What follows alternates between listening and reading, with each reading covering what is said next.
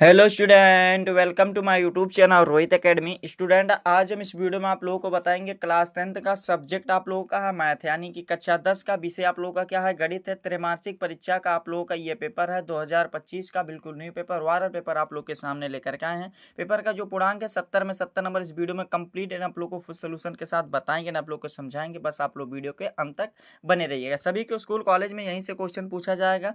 आप लोगों के डिमांड पर ही आप लोग बहुत सारे कमेंट कर दिए हैं कि मैथ का पेपर लाइए, उसी के डिमांड पर ये पेपर का वीडियो बनाया जा रहा है। इसको अच्छे तरीके से आप लोग वीडियो का अंत तक जरूर देखिएगा और सभी स्टूडेंट के पास आप लोग जरूर शेयर कर दीजिएगा, ठीक है। एक बार कमेंट भी कर दीजिएगा कि वीडियो को शेयर कर दिए, अगर शेयर कर देंगे तो, ठीक है। चलिए बिना देरी के अपने क्वेश्चन पर आते हैं। खंड का यहाँ से हमारा स्टार्ट होता है, जिसमें से बहुविकल्पीय प्रश्न दिया गया, यानी कि एमसीक्यू क्वेश्चन दिया गया। इसमें पहला क्वेश्चन पूछा गया है, क्या पूछा गया देखिए, कि यदि ए बराबर क्या दिया गया 2 स्क्वायर प्लस क्या दिया इंटू क्या दिया गया 3 क्यूब प्लस क्या दिया गया 4 पे पावर 5 पे पावर 4 है, और बी बराबर क्या दिया गया है 3 क्यूब दिया गया, और फिर इंटू क्या दिया गया है 3 क्यूब दिया गया है, इंटू 5 दिया गया। तो इसका एचसीएफ यानी कि ए कामा बी बराबर होगा, यानी कि इसका क्या होगा हमें यह बताना है। तो इसका जो सॉल्व करेंगे ना बाबू, देखो ए बराबर जो राइट आंसर निकल कर आएगा क्या हो जाएगा, ए बराबर इसमें 2 की घात होगी, और देखो क्या है इसमें 2 की घात हो जाएगी, इसमें 3 की, यानी कि टोटली जो इसका राइट आंसर निकल कर आएगा ना 80 आएगा। इसको सॉल्व करेंगे तो हमारा कौन सा राइट आंसर हो जाएगा, बी वाला ऑप्शन सही हो जाएगा, ठीक है।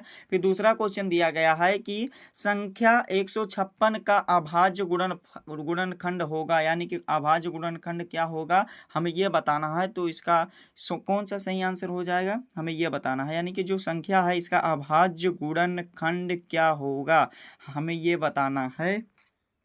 तो यहाँ पर देखिए बाबू, इसका जो राइट ऑप्शन होना चाहिए था ना, यानी कि इसका भाई यहाँ पर देखो, ये जो आप लोगों का ये एमसीक्यू सभी विकल्प दिया गया, यानी कि जो चारों विकल्प दिया गया, ये विकल्प आप लोगों का गलत है, ऊपर वाला ही कॉपी करके पेपर में कर दिया गया ना, जो कि गलत है। इसमें इसका जो राइट आंसर होगा ना क्या होगा, 2 स्क्वायर इंटू क्या हो जाएगा 3 हो जाएगा, और गुणे क्या हो जाएगा 13 हो जाएगा, तब इसके बाद क्या हो जाएगा 156 बराबर, यही हमारा राइट आंसर हो जाएगा, ठीक है। तो एक बार इसका संपर्क आप लोग जरूर कर लीजिएगा। अगर इस प्रकार से पेपर आता है, क्वेश्चन आता है, तो अपने टीचर से जरूर पूछ लीजिएगा, ठीक है, लेकिन वही राइट आंसर है। तो फिर अगला क्वेश्चन देगा, निम्न में से कौन सा अभाज्य संख्या का एक युग्म है हमें यह बताना है। तो देखो इसका जो सही आंसर हो जाएगा, तीसरा का राइट आंसर हमारा कौन सा राइट आंसर हो जाएगा बाबू, देखो अभाज्य संख्या पूछा है, तो इसका जो तीसरा का राइट आंसर हो जाएगा ना, यहाँ पर जो हमारा राइट आंसर हो जाएगा बाबू अभाज्य संख्या वाला, ये देखो इसका हमें कमेंट करके आप लोग बताइएगा। इस क्वेश्चन का तीसरा का जो राइट आंसर इसका कमेंट करके बताइएगा। फिर अगला क्वेश्चन दिया गया कि अगला क्वेश्चन चौथा दिया गया 15 का 18 और 24 का लासा है, यानी कि इसका लासा कितना होता है, एलसीएम बताना है कितना होता है।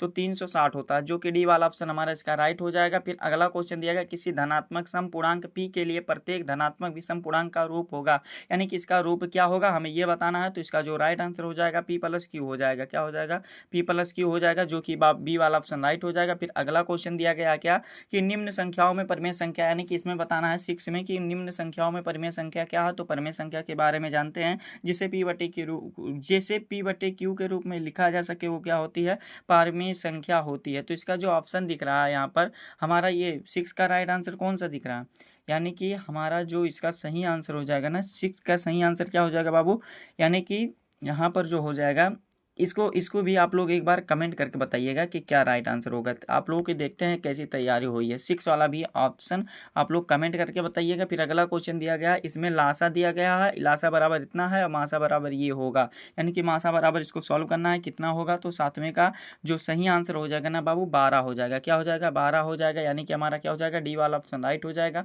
फिर अगला क्वेश्चन दिया गया, किसी दो धनात्मक पूर्णांकों ए और बी के लिए है, यानी कि क्या सॉल्व होगा क्या होगा हमें यह बताना है।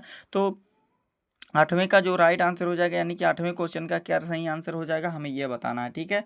तो 8वां का जो सही आंसर हो जाएगा धनात्मक के लिए क्या होता है, तो इसका जो राइट आंसर हो जाएगा ना ये वाला ऑप्शन सही हो जाएगा, ठीक है। फिर अगला क्वेश्चन दिया गया है कि बहुपद एक्स स्क्वायर प्लस क्या दिया गया है -2 है, और फिर एक्स है, फिर -3 के शून्य है, यानी कि इसके शून्य कितना है, तो 3, 1 हो जाएगा, जो कि हमारा कौन सा ये सा वाला ऑप्शन राइट हो जाएगा। फिर 10 वाला क्वेश्चन देखिए क्या दिया गया, यानी कि 10वां क्वेश्चन देख लेते हैं क्या दिया गया, एक द्विघात बहुपद 0.5 और -3 है, यानी कि इसके कौन है हमें ये बताना है।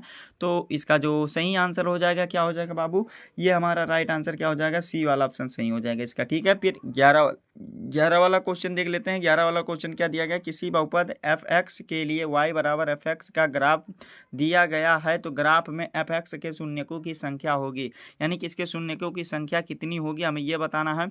तो इसका जो सही आंसर हो जाएगा ना, क्या हो जाएगा, 2 हो जाएगा। क्या हो जाएगा, 2 हो जाएगा। यहाँ पर इसको आप लोग समझ सकते हैं, सी वाला ऑप्शन हमारा इसका राइट हो जाएगा। फिर अगला क्वेश्चन दिया गया, यम का वह मान है जिसके लिए हमें ये समीकरण दिया गया है और पूर्णतः विभाजित हो जाए, यानी कि इससे विभाजित हो जाए, कौन सा मान होगा, कितना आएगा, हमें ये बताना है।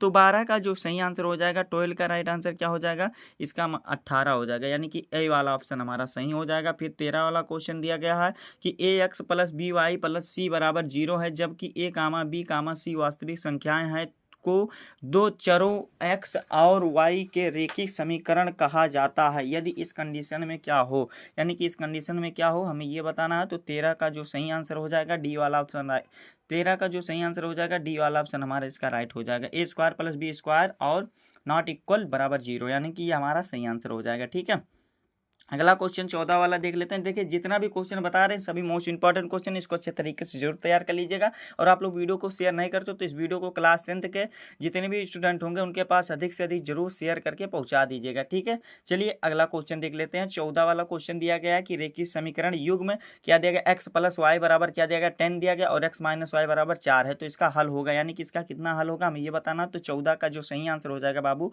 कौन सा राइट आंसर हो जाएगा, एक्स बराबर 7 हो जाएगा, वाई बराबर 3 हो जाएगा, यानी कि इस कंडीशन में हमारा कौन सा बी वाला ऑप्शन राइट हो जाएगा। ठीक है, फिर अगला क्वेश्चन दिया गया है कि के किस मान के लिए समीकरण 3x माइनस वाई प्लस 8 यानी कि 8 और फिर क्या दिया गया बराबर 0 और 6x प्लस के वाई बराबर -16 संपाती रेखाएं निरूपित करते हैं, यानी कि क्या निरूपित करते हैं हमें ये बताना है। तो 15 का जो सही आंसर हो जाएगा ना बाबू, 15 का राइट आंसर हमारा क्या हो जाएगा, 2 हो जाएगा। क्या हो जाएगा, 2 हो जाएगा, जो कि कौन सा सी वाला ऑप्शन राइट हो जाएगा। फिर अगला क्वेश्चन देखिए क्या दिया गया, यदि रेखिक समीकरण युग में क्या दिया गया 2x प्लस 3y बराबर क्या दिया गया 5 दिया गया है और 4x प्लस के वाई बराबर 10 के अपरिमित रूप के अनेक हल हैं तो के का मान होगा, यानी कि इस कंडीशन में के का मान कितना होगा हमें यह बताना। तो इसको जो सॉल्व करेंगे राइट आंसर निकल कर आएगा हमारा बाबू 6 आएगा। यहाँ पर देखो डी वाला ऑप्शन राइट है, यानी कि 6 आएगा। ठीक है, फिर अगला क्वेश्चन देख लेते हैं।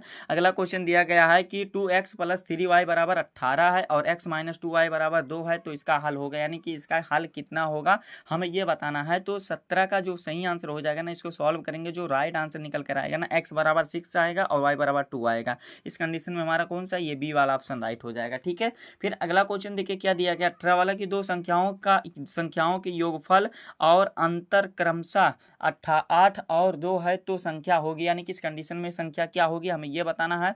तो इसका जो सही आंसर हो जाएगा 18 का राइट आंसर क्या हो जाएगा 5,3 हो जाएगा। क्या हो जाएगा 5,3 हो जाएगा, जो कि हमारा ये बी वाला ऑप्शन राइट हो जाएगा। ठीक है, फिर अगला क्वेश्चन 19 वाला दिया गया, यदि 1/x² माइनस 2 बराबर 1/7 है तो x का मान होगा, यानी कि इस कंडीशन में x का मान क्या होगा हमें ये बताना है। तो इसका जो सही आंसर हो जाएगा ना, क्या हो जाएगा, इसका जो 18 का राइट आंसर हो जाएगा x प्लस क्या हो जाएगा, एक प्लस -3 हो जाएगा, जो कि हमारा कौन सा, ये बी वाला ऑप्शन राइट हो जाएगा। फिर अगला क्वेश्चन 20 वाला जो क्वेश्चन दिया गया, देखिए क्या दिया गया, द्विघात समीकरण x माइनस 1/x है बराबर 1 है तो विविक्तर होगा, यानी कि इसका विविक्तर कितना होगा हमें ये बताना है। तो इसको जो सॉल्व करेंगे उसका राइट आंसर जो निकल कर आएगा क्या हो जाएगा बाबू, इसको यानी कि 20 का जो सही आंसर हो जाएगा क्या हो जाएगा, इसका 5 हो जाएगा, यानी कि 5 हो जाएगा, यानी कि हमारा ये डी वाला ऑप्शन राइट हो जाएगा। इस प्रकार से आप लोग का 20 MCQ दिया गया था, 20 नंबर भी आप लोग को बता करके कंप्लीट कर दिया। ठीक है, 50 नंबर भी आप लोगों को रहा, 50 नंबर की बात उसको भी कंप्लीट तरीके से बता दे रहे हैं और समझा दे रहे हैं, आप लोग इसको अच्छे तरीके से जरूर तैयार कर लीजिएगा। ठीक है, चलिए बिना देरी के इस पे क्वेश्चन पर आते हैं। देखिए क्या दिया गया, खंडवा यहाँ से हमारा दिया गया जिसमें वर्णनात्मक प्रश्न दिया गया, इसमें सभी भाग करना हल कीजिएगा, यानी कि सभी खंड को हल करना है, जिसमें से पहला दिया गया 2-2 नंबर का क्वेश्चन है। पहला क्वेश्चन बता रहे हैं, देखो इस क्वेश्चन को करने का प्रोसेस क्या रहेगा समझ लो। पहले देखो सभी क्वेश्चन को बता रहे हैं, आप लोगों को क्या करना है कि सभी क्वेश्चन को या नोट कर लेना रफ कॉपी में इसको, या कोई भी कॉपी में इसको नोट कर लेना, लेना और अच्छे तरीके से उसको जरूर प्रिपेयर कर लेना और प्रैक्टिस भी कर लेना। क्या क्वेश्चन दिया गया, सिद्ध कीजिए √3 एक अपरिमेय संख्या। 2 नंबर का क्वेश्चन है, तो इसको भी अच्छे तरीके से आप लोग तैयार कर लीजिएगा। खा वाला भी क्वेश्चन क्या दिया गया, संख्या 26 और 91 का अभाज्य गुणनफल खंड विधि द्वारा HCF और LCM ज्ञात कीजिए। 2 नंबर का ये वाला भी क्वेश्चन है, इसको भी अच्छे तरीके से आप लोग तैयार कर लीजिएगा। ठीक है, फिर अगला क्वेश्चन देगा प्रतिस्थापन विधि द्वारा इसको हल करना, यानी कि ये हमारा दिया गया समीकरण दिया गया, इसको भी आप लोग को सॉल्व करना है और इसको भी करना है, ये वाला भी करना है, ये वाला, यानी कि टोटली आप लोग का 2-2 नंबर का जो क्वेश्चन पूछा जाएगा, 6 क्वेश्चन पूछा जाएगा, 12 नंबर यहाँ से भी आप लोग कंप्लीट कर लीजिएगा। ठीक है, कितना हो गया 12 और 20 कितना हो गया 32 नंबर होगा। फिर आगे देखो क्या दिया गया, किन्हीं 5 खंडों को हल करना है, यानी कि 5 खंडों या 5 भागों को या 5 सवालों को सेव लगाना है। का वाला भी आप लोग करना चाहते हैं, 4 नंबर का ये क्वेश्चन है। 20 नंबर से यहाँ से हो जाएगा, यानी कि कितना हो गया था 32 और 12 32 और 20 कितना हो जाएगा 52 हो जाएगा। ठीक है, तो इसको भी आप लोग कर लीजिएगा। इसमें 6 क्वेश्चन दिया गया लेकिन 5 ही करना है।